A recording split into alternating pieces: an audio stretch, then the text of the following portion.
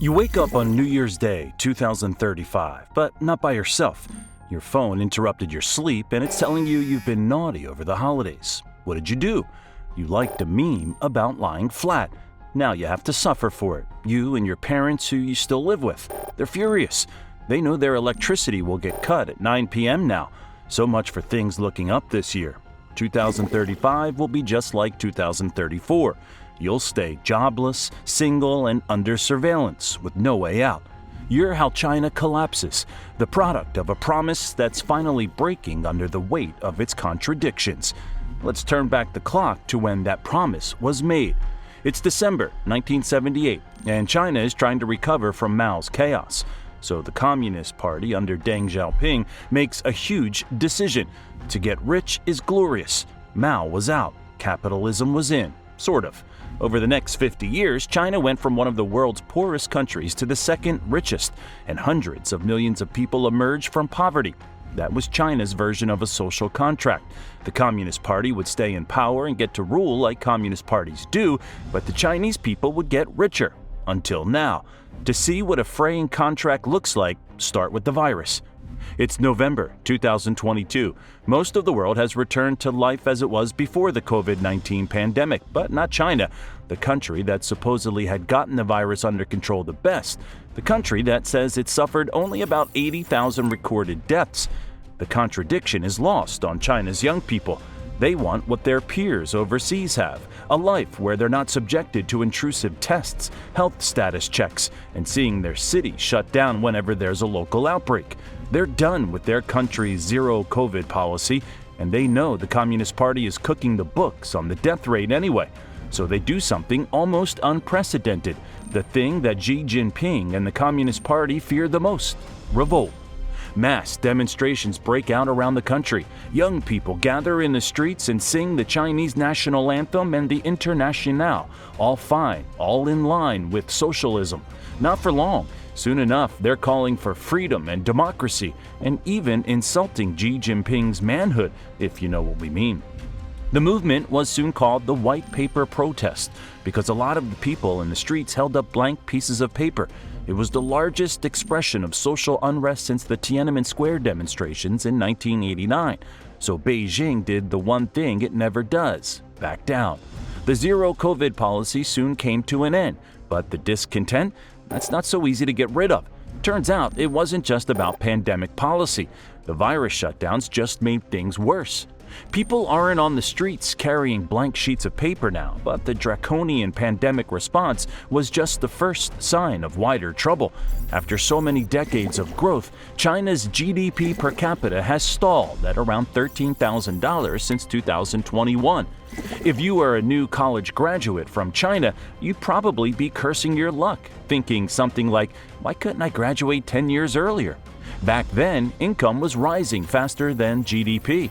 That's not the case anymore. As China's growth has fallen to about 5% a year, disposable income has fallen even faster. Since 2020, only 3 industries now tend to offer jobs that pay more a year than the economic growth rate.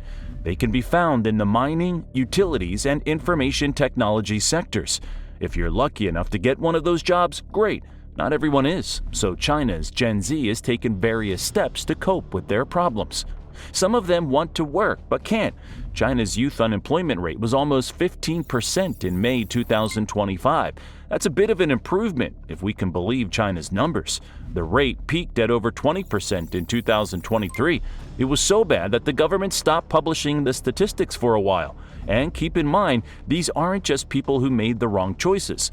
In 2021, as China was mired in its zero COVID malaise, 70% of unemployed young people were college graduates. The graduates that do find jobs, a lot of them wind up being underemployed. The high-paying, high-status office jobs are becoming more of a rarity as an oversupply of college graduates enter the Chinese economy. So they're doing odd jobs to make ends meet, or they're taking civil service exams to be employed by the state, something that the more ambitious graduates of yesteryear wouldn't bother with. A record 3.4 million young people took the civil service test in 2024. These jobs aren't exactly glamorous. The average civil servant makes about $26,295 a year. To a Chinese college graduate with greater aspirations, it's undoubtedly a disappointment. But the civil service offers an advantage that's crucial in today's China: stability. But even here, things aren't as stable as they seem. In May 2023, there was a record 7.7 million applicants for only 200,000 government jobs. The disparity has resulted in something astonishing, a complete reversal of the situation that Deng brought about. When he opened China to the world, people flocked from the countryside into the cities to work the new jobs and industry that international trade made possible. Now, many of their grandchildren are moving out of the big cities to look for civil service jobs in smaller towns or even rural areas. Before we investigate what's going on in the backwaters of China, please consider hitting the subscribe button. Your support helps us continue to shine light on important developments around the world like this. Now, let's go to Guizhou in the south. It's China's 17th most populated province, with 38.5 million people and a density of about 220 per square kilometer, hardly where the action is compared to Beijing or Shanghai. If a 23-year-old woman named Wu Xiaomei had it her way, it would have stayed like that. But now locals like her are starting to feel that their hometowns are getting crowded. That's because people from larger provinces are starting to move there because it's easier to get civil service jobs than in the big cities. Wu couldn't deal with the new influx, so she had to move to an even less populated area to get a teaching job. She can still consider herself one of the lucky ones. Big city dwellers aren't just moving to places like Guizhou to compete for jobs, though. They're also looking for places they can actually afford to live in. As jobs and wages stagnate, housing continues to get more unaffordable. The average price for a new home in China was $2,318.50 per square meter in August 2024. That's comparable to the United States, which recorded an average of $2,508 per square meter 3 months earlier. There's a big difference, though. The GDP per capita in the United States was $85,809 last year, about 6.5 times higher than China. Unaffordable housing is a frequent complaint among young people in the United States. The pressure is even more intense across the ocean. But it's not just about the money. China's social fabric is also unraveling under the weight of a demographic spiral. A lot of people are looking for love but can't find it. It's especially bad if you're a young man over there. If you're a man between the ages of 20 and 24 in China, you have a big problem. There are 113.72 of you for every 100 women of the same age. It's even more lopsided for teenagers. There are only 100 girls for every 115.3 boys aged 15 to 19, and so it goes up and down. Things don't start to even out again until the 55 to 59-year-old age group, long past the age when most people think about starting a family. That's thanks to China's one-child policy from 1979 to 2015. It took until 2021 to remove all limits on family size, but by then it was way too late. Millions of Chinese men are now unable to find wives because girls are preferentially aborted or worse during those decades. Some men are now so desperate that they'll resort to human trafficking. Chinese brokers are at work in places like North Korea, Myanmar, Cambodia, Vietnam, and even Pakistan. They lure young women with the promise of better-paying jobs in China. Once over the border, the brokers sell them as brides or into the sex trade. The Chinese government only tends to respond to this when it gets in international hot water. Xi and his cronies are okay with it on some level because at least it means that the men involved in it probably won't lie flat or become part of the last generation. The Chinese government has desperately tried to promote child rearing, but nothing's working. Consider the story of one of those underemployed people we talked about. His name's Zhang. He works as a barista in Huizhou, and he makes about $560 a month. There's a factory that's hiring nearby that pays between $620 and $830 a month, but Zhang doesn't want the job. Why not? He told reporters from The Economist that it's just not worth it. Sure, he could make more sitting on the assembly line all day, but that extra money wouldn't be enough to make a substantial difference in his lifestyle. He'd still barely be able to afford rent and essentials. Why should he endure hardship, as the job advertisement says then? At least in his current job, he can enjoy talking to the customers. That's sort of what the lying flat movement is about. We don't know if Zhang would consider himself part of it. In Xi's China, it's probably better for him if he doesn't, but the attitude matches. With decreasing options, young Chinese people are trying to redefine what it means to be single and unemployed and reduce the shame around it. They think, why get involved in the corporate rat race if I'm not going to advance up the ladder anyway? Getting a corporate job is a low priority for them. Having kids isn't much of one either. Just listen to what they're saying. In 2023, there was an online survey of 20,000 women between the ages of 18 and 25. Most of them lived in big cities like Beijing. 66% of the women said they had a low desire to have kids. There's a feeling of malaise among the young in China, so much that it spawned a cottage industry. There's something marvelous about capitalism, even in China. The entrepreneurial spirit can cross over into the unemployment space. There are unemployment influencers and counselors talking about how their compatriots can navigate life. They give advice on such matters as how to freelance, how to make money on content and consulting, and how to make handicrafts to sell at stalls in the street. Xi is aware of the problems this is causing. Making China a more consumer-based economy is now his top domestic priority. But that poses a problem, because how do people who are lying flat on stagnant incomes increase their spending on commodities? In May of 2024, he urged that Communist Party officials put more emphasis on ensuring that young graduates get jobs. But that's easier said than done, especially when AI and robotics are an equally important priority, and they're about to replace a whole lot of them. Helping young people to get jobs in a troubled economy is hard. Sweeping authoritarian crackdowns are a lot easier. After all, if you were Xi, what was the point of building up the world's most robust surveillance state if you weren't going to use it? Here's a stat that you'll probably find unsurprising. China has the most security cameras in the world, by far. Video experts estimate there are 700 million surveillance cameras around the country. The United States is the world's distant silver medalist with about 85 million. There are still more on the way.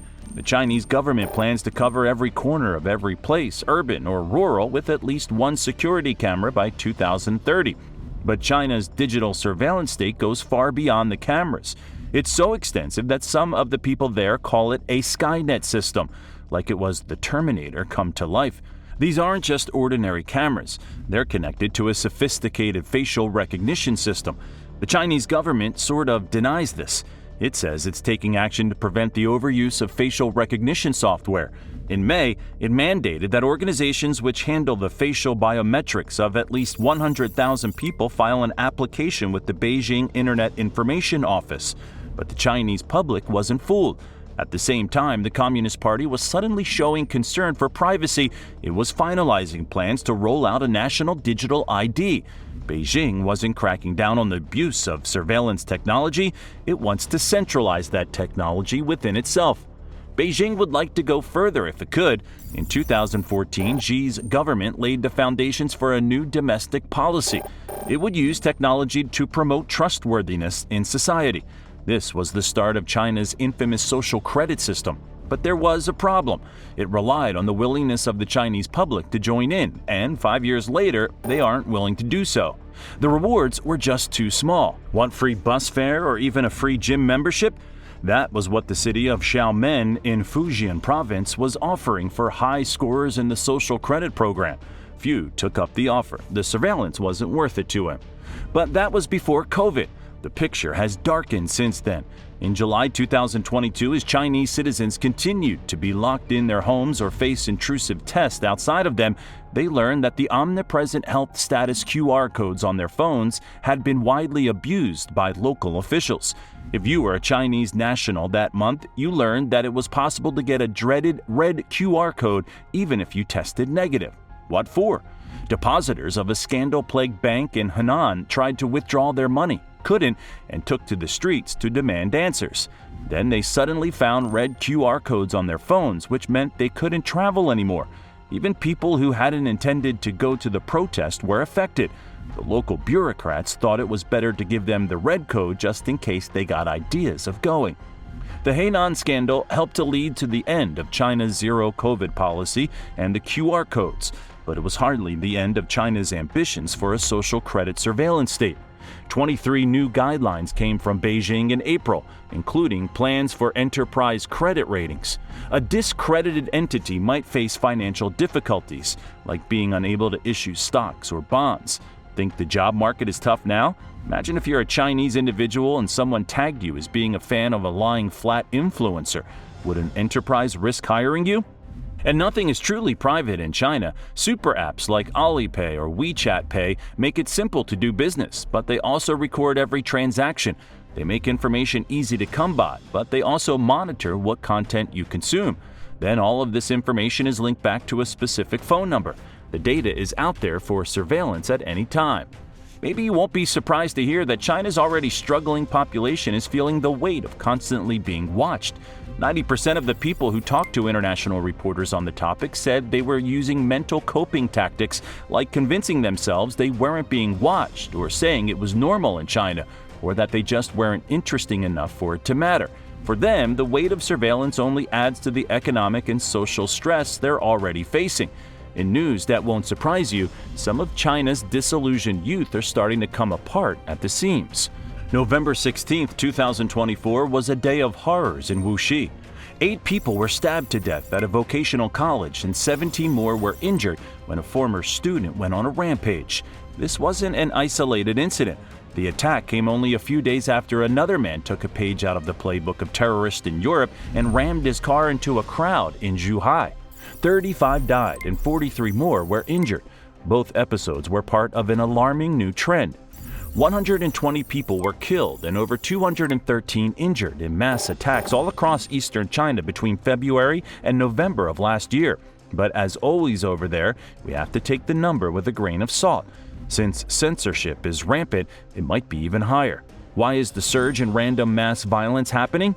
The man behind the Wuxi attack was mentally breaking. He'd failed his exams and couldn't graduate. He wasn't happy with his low pay at an internship, so he resorted to violence to vent his frustrations. His attitude was typical of the perpetrators behind these crimes. Qu Weiguo, a professor at Fudan University, has studied the criminals and found commonalities between them. They tend to come from disadvantaged backgrounds and have spiraled into mental health issues, feeling like they weren't being heard. They've struggled to get by with low-paying jobs under mountains of debt.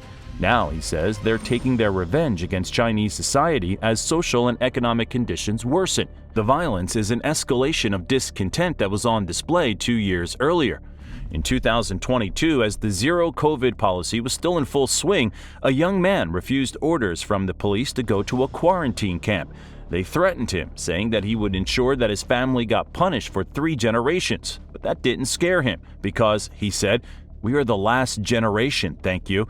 It was caught on video and quickly went viral, spawning t-shirts and other merchandise. The phrase is too literal, but now with a generation of people who are jobless, single, and under constant surveillance, the contradiction between China's communist government and its stalling market economy might finally be too wide to continue for much longer. Xi Jinping and his government will have their hands full in trying to contain the unrest and violence, lest it one day be directed at them.